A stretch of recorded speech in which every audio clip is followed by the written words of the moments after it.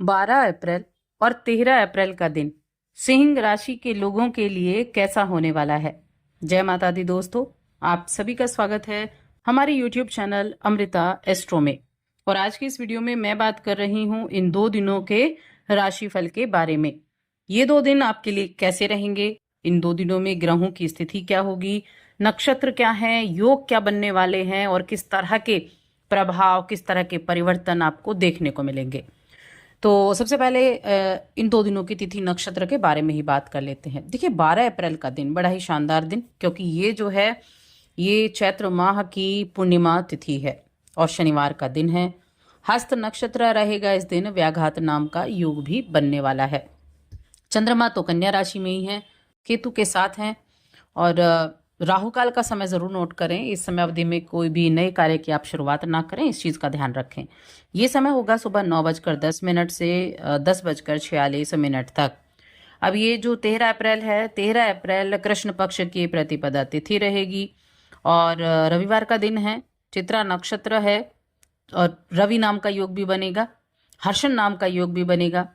चंद्रमा सुबह को ही राशि बदल लेंगे और तुला राशि में आ जाएंगे और सूर्य का इस रात्रि में राशि परिवर्तन होगा सुबह के वक्त में, यानी 14 तारीख को। नक्षत्र भी बदलेगा और सूर्य भी राशि बदलेंगे। अब इस दिन के राहु काल का समय क्या है, वो है शाम को 5:10 से 6:46 तक। तो ये हो गई हमारी इन 2 दिनों के ग्रहों की स्थिति। तो आगे बढ़ने से पहले छोटा सा ही निवेदन, चैनल पर पहली बार आए हैं, अभी तक चैनल को सब्सक्राइब नहीं किया है तो सब्सक्राइब कर लें। कुंडली दिखाना चाहते हैं तो स्क्रीन पर आपको नंबर मिल जाएगा या डिस्क्रिप्शन में आपको हमारा नंबर मिल जाएगा। अब राशिफल के बारे में जान लेते हैं। अच्छा, एक चीज़ क्लियर कर दूं मैं, अगर आप पूर्णिमा को लेकर कंफ्यूज हैं, क्योंकि थोड़ा सा कंफ्यूजन यहाँ लोगों का दिख रहा है कि 12 की है या 13 की है, तो 12 तारीख की ही चैत्र माह की ये पूर्णिमा तिथि है, क्योंकि 12 तारीख की सुबह से ये पूर्णिमा स्टार्ट होगी, सुबह के 3:21 से, और 13 की सुबह 5 बजे तक रहेगी। तो जो उदय तिथि होती है उसके हिसाब से चैत्र पूर्णिमा होती है, तो 12 अप्रैल को ये मान्य होगी। यानी व्रत, दान, स्नान, हर चीज के लिए 12 तारीख का आप कार्य करें इस दिन। और क्या आप कर सकते हैं इसके बारे में भी जानेंगे, लेकिन पहले उससे राशिफल हम बात कर लेते हैं। सिंह राशि की मैं बात कर रही हूँ। दूसरे भाव में चंद्रमा है, साथ में केतु भी विराजमान है, केतु के साथ बैठे हुए हैं चंद्रमा। तो हेल्थ का थोड़ा सा ध्यान रखें। थोड़ा एनर्जी आपकी आज लो आपको आपकी दिख सकती है, तो हेल्थ का आपको ध्यान जरूर रखना है। पंचम भाव के स्वामी गुरु बृहस्पति, जो कि वृषभ राशि में विराजमान है। वृषभ राशि यानी आपके 10th हाउस में, तो ये हेल्थ का थोड़ा ध्यान रखने की आवश्यकता है। बाकी कामकाज के लिए तो ये ठीक ठाक दिन रहने वाला है। थोड़ा अगर आपका काम का प्रेशर ज़्यादा था या आप रेस्ट करना चाह रहे तो आराम करके अपने काम को आगे भी आप कर सकते हैं, लेकिन सबसे इंपॉर्टेंट क्या है, हेल्थ है सबसे इंपॉर्टेंट। अब आपकी आर्थिक स्थिति की बात की जाए तो आर्थिक स्थिति पर थोड़ा ध्यान रखें। खर्चों को थोड़ा अवॉइड करें, ज़रूरत से ज़्यादा खर्चा ना करें, इस चीज़ का भी ध्यान रखें। और कुछ चीज़ों में आज अपने आप को भाग्यशाली भी पाने वाले हैं और आप महसूस कर पाएंगे इस चीज़ को कि आप कुछ चीज़ों के लिए, कुछ मामलों के लिए आज बड़े भाग्यशाली हैं। देखिए, अपने परिवार के सदस्यों और अपने जो आपका काम है वहाँ आप सीनियर्स से लाभ प्राप्त कर पाएंगे और साथ में एक आकर्षण बड़ा अच्छा होगा आपका, और इसी आकर्षण के जरिए आप लोगों के बीच में एक पकड़ भी बना पाएंगे। आपके काम की भी सराहना हो सकती है। देखिए, ये जो कन्या राशि में दूसरे भाव में चंद्रमा है ना, चंद्रमा कहीं ना कहीं थोड़ा पीड़ित हो जाते हैं, लेकिन ऐसा नहीं है कि चंद्रमा पीड़ित ही होंगे तो अच्छे रिजल्ट नहीं देंगे। थोड़ा आपको अध्यात्म की तरफ भी लेकर जा सकते हैं, गूढ़ विद्या की तरफ भी लेकर जा सकते हैं, कुछ रिसर्च भी कर सकते हैं किसी चीज़ की। कुछ टॉपिक आज आपके दिमाग में आ जाए तो क्या करेंगे, उस पर रिसर्च करना शुरू कर देंगे। इधर गूगल खोला और उधर सारी चीज़ों को सर्च करना शुरू कर दिया, चाहे कोई भी टॉपिक क्यों ना आ जाए। तो इस तरह की चीज़ें भी आपके लिए इस समय अवधि में होने वाली हैं। अब यहाँ देखिए, कन्या राशि कन्या में जो ये उपस्थिति है ये आपको थोड़ा आशावादी भी बनाएगी। थोड़ा फैमिली से आज जब बात करेंगे तो सावधानी पूर्वक करें, इस चीज़ का ध्यान रखें। और बिजनेस कर रहे हैं तो बिजनेस करते समय थोड़ी सी सावधानी रखनी है, पैसों का लेन देन करते समय थोड़ी सी सावधानी रखनी है।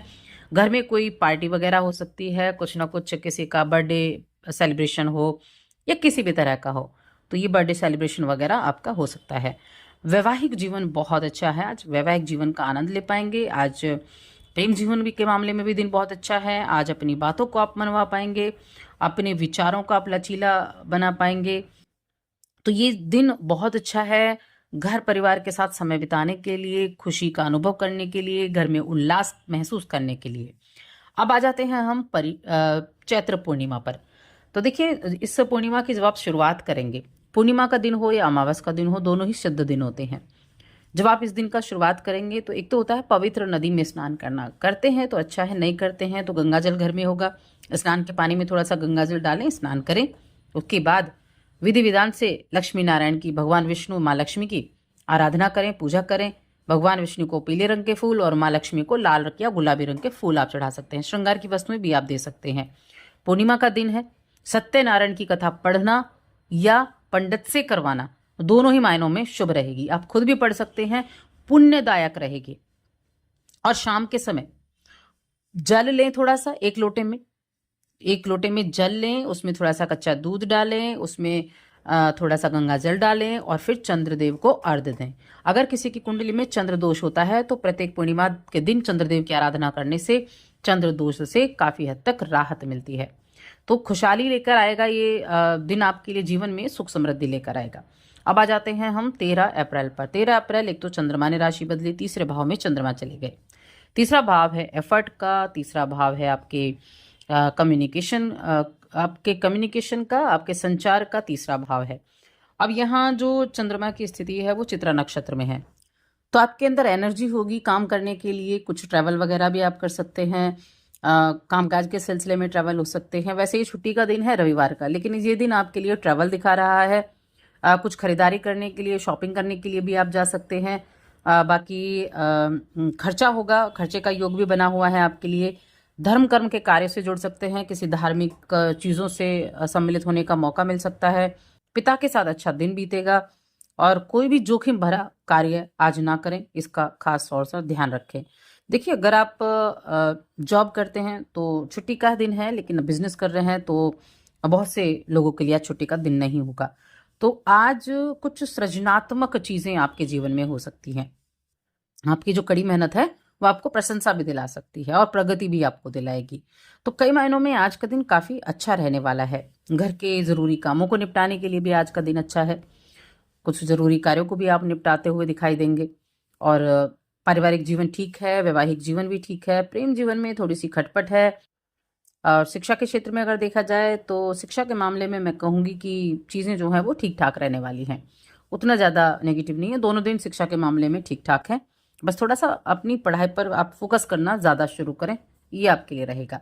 उपायों की बात करूं तो देखिए, उपाय के लिए पूर्णिमा का उपाय मैं आपको बता चुकी हूँ कि आपको क्या करना है। रविवार का दिन है तो एक कार्य करना है, आदित्य हृदय स्तोत्र का पाठ कर लें बस, और साथ ही चैनल को सब्सक्राइब कर लें।